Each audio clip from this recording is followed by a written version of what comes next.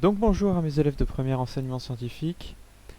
Donc dans cette vidéo, je vais vous présenter l'activité que vous avez à faire pour après les vacances. Alors je vous enverrai par mail la date exacte, sachez que ce sera à faire pour la première semaine après les vacances. Euh, donc du coup la première semaine après les vacances, on corrigera cette activité, sachant que j'estime que vous l'aurez fait chez vous. Donc ce nouveau chapitre, il n'a rien à voir avec les chapitres précédents. Dans les chapitres précédents, on avait parlé de l'énergie, du soleil, de la notion de puissance, etc. Là, on va passer à complètement autre chose, on va parler du son. Et plus particulièrement, on va s'intéresser à qu'est-ce que c'est que le son et comment est-ce qu'on peut le décrire. Donc, juste pour vous présenter un petit peu ce que vous allez voir, on va pas lire en détail chacun des documents, je vais vous laisser faire ça chez vous, mais on va juste expliquer à chaque fois à quoi ça correspond. Vous avez déjà plusieurs grandes parties, vous en avez deux. La première grande partie, c'est qu'est-ce qu'un son. C'est-à-dire vous allez voir ici, qu'est-ce que c'est qu'un son. Donc ça va se baser déjà sur des rappels de secondes.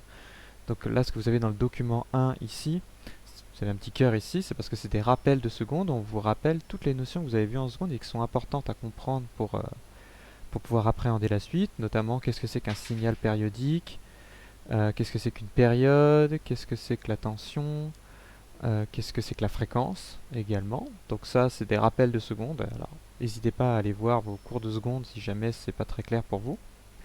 Et dans le document 2, eh ben, on vous explique que le son, en fait, c'est justement un signal périodique qui correspond à la vibration de l'air. Donc vous aurez, en plus de cette vidéo, je vous émettrai des liens sur Louismatic et aussi sur YouTube pour vous présenter justement quelques petites vidéos qui permettent de vous expliquer ça, notamment la première qui est celle-ci, qui vous montre justement, donc vous y aurez accès hein, sur internet, qui vous montre justement qu'est-ce qui se passe lorsqu'un haut-parleur vibre et qu'il met en mouvement l'air qui est devant lui. Tous ces petits points noirs là que vous voyez devant, ce sont justement des particules d'air, des molécules d'air qui se déplacent et vous aurez à analyser justement le mouvement de ces particules d'air. Vous voyez ici, vous avez trois points rouges, un là et un ici.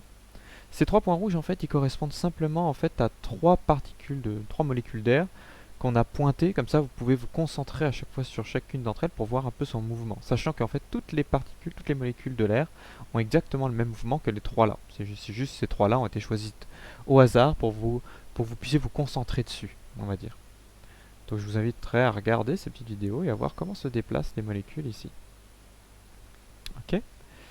Euh, Donc ça c'est pour expliquer qu'est-ce que c'est que justement le son, qu'est-ce que c'est vraiment que le son. Vous aurez tout un tas de choses à apprendre ici, vous voyez un petit cœur devant, donc ça c'est pas mal de choses qu'il va falloir connaître dedans, notamment on vous rappelle la vitesse du son dans l'eau et dans l'air. Ensuite, dans le document 3, on va introduire une notion que vous ne connaissiez pas jusqu'à présent et qu'on appelle le timbre. Le timbre c'est quoi? C'est ce qui permet de différencier différents instruments, ou la voix par exemple, malgré le fait que ces instruments jouent la même note avec le même volume. Donc ici vous avez quatre instruments, donc une flûte, un accordéon, une guitare et un diapason. Alors le diapason c'est pas vraiment un instrument, mais on va considérer que c'est un instrument ici. Et ces quatre instruments, ils peuvent jouer exactement la même note, mais pourtant à l'oreille on arrive quand même à les distinguer. Vous allez pouvoir en faire l'expérience parce que j'ai mis également sur la chaîne YouTube, et je vous mettrai les liens également, 4 vidéos qui représentent en fait le son émis par ces quatre instruments, donc le diapason, la flûte, l'accordéon et la guitare, qui jouent tous les quatre un La, donc la note La, hein, Do, Ré, Mi, Fa, Sol, La. Et si vous écoutez, vous remarquerez que vous pouvez tout de même différencier justement ces différents instruments. Vous savez que celui-ci c'est le diapason, que celui-ci c'est la flûte, rien qu'à l'oreille. Et pourquoi est-ce que vous arrivez à faire cette différence? C'est parce qu'ils ont un timbre différent. Alors on peut tout de suite l'écouter pour bien le voir, vous pourrez le faire chez vous également. On va écouter le diapason en premier. Donc là vous entendez le bruit du diapason. Ensuite la flûte. Vous entendez que c'est la même note, mais vous entendez bien qu'il y a une différence entre les deux instruments.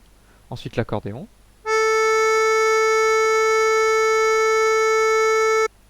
Et finalement la guitare.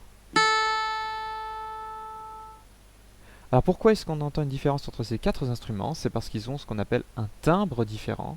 C'est ce que je vous inviterai ensuite à lire dans ce document-là, où tout sera expliqué. À partir de ces documents-là, voilà, vous avez un certain nombre de questions auxquelles il faut répondre. Je vous laisserai faire. Normalement, si vous vous rappelez de vos cours de seconde, ou si vous reprenez vos cours de seconde et que vous comprenez ce qui est dans ces documents-là, il ne devrait pas y avoir trop de problèmes. Ensuite, dans la partie B, décomposition spectrale d'un son, là ça va être plus compliqué. Je vous laisserai essayer de la faire. Toute cette partie-là, la partie B, essayez de lire ce qui est dedans, il y a beaucoup de mathématiques. Faites au mieux. Essayez de lire, essayez de comprendre ce qui est dedans.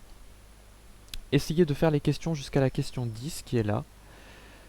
Faites au mieux. Si vous n'y arrivez pas, n'abandonnez. Enfin, je veux dire, si par exemple à la question 6, vous comprenez pas ce qu'il faut faire à la question 6, ni à la question 7, ni à la question 8 par exemple, que vous trouvez que c'est trop dur, vous essayez quand même. Si vous trouvez que c'est vraiment trop dur et que vous comprenez pas les documents qui sont au-dessus, ne laissez pas de côté l'activité, passez directement au grand 2. Ok? C'est important de ne pas abandonner, s'il y a une question que vous n'arrivez pas, de pas abandonner l'exercice et de passer à la suite. Ok? Mais quand même, ici en fait, dans cette partie-là, on va expliquer en détail qu'est-ce que c'est que le timbre justement. Comment est-ce qu'il est défini le timbre? Comment ça se fait que deux instruments qui jouent la même note ne font pas exactement le même son? Et on va voir que c'est dû à cette histoire de décomposition spectrale. Ok?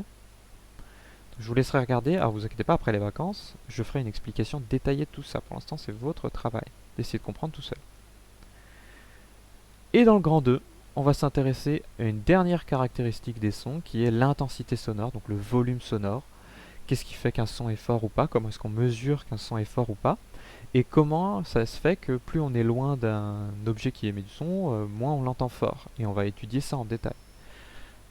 Donc il y aura des petits calculs, hein, en physique, donc il y a toujours des petits calculs où on va justement montrer, par exemple, quelque chose d'assez bizarre, c'est si vous prenez par exemple deux instruments, je sais pas, de violon ou de flûte, ou deux personnes qui chantent, et qu'ils chantent tous les deux au même volume, et ben le son qu'on entendra pour une personne qui est à côté de ces deux musiciens, le son entendu ne sera pas deux fois plus fort que le son qu'on entendrait s'il n'y avait qu'un seul musicien.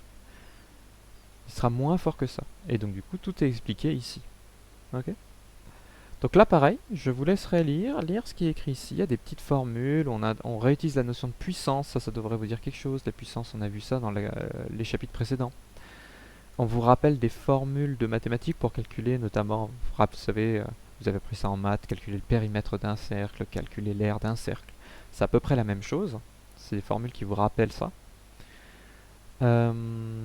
Juste une chose, ici vous voyez que vous avez une formule un peu bizarre ici, que vous aurez à utiliser.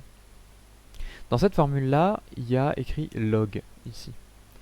Log, ici, tout ce que vous avez à vous dire, c'est que ça, c'est une touche de votre calculatrice. Okay? Quand vous devez appliquer cette formule-là, vous écrivez, par exemple, vous voulez faire 10 fois log de, je sais pas, 3 sur 2, par exemple. Et bien, si vous voulez taper ça à la calculatrice, vous regarderez sur votre calculatrice, vous verrez qu'il y a un endroit où il y a écrit log, comme ici, et c'est juste ça qu'il faut taper. Il faut faire comme ce qui est écrit ici, en cherchant la touche log sur la calculatrice. Ok? Toute cette partie-là, là, le grand 2, ça porte du coup sur la notion de volume sonore, d'intensité sonore. Et enfin, une toute dernière partie, beaucoup plus simple, où ici, on étudie justement les instruments à cordes et les instruments à vent. Cette partie-là, vous n'avez pas à la faire, d'accord? On la corrigera directement la prochaine fois parce qu'il faut que je vous montre une petite expérience avant pour que vous puissiez bien la comprendre. Donc ça, on la corrigera ensemble après les vacances. Donc ce que vous avez à faire pour après les vacances, c'est les 4 premières pages, donc le grand 1 et le grand 2. Ok? Donc vous avez plus de 2 semaines pour faire ça. Vous avez 19 questions, donc c'est pas mal, faites-en un petit peu de temps en temps, essayez de pas tout faire d'un coup. Et allez surtout bien voir tous les liens que j'aurai mis sur Louismatic et dans la description de la vidéo là, que vous êtes en train de regarder pour avoir les notions de propagation du son, les notes des diapasons, etc. Ok? Allez, je vous souhaite bon courage pour après les vacances. Je vous enverrai un mail pour vous dire quand est-ce qu'il faut faire cette activité. Et je vous souhaite de bonnes vacances parce qu'on ne se reverra pas d'ici là. Au revoir.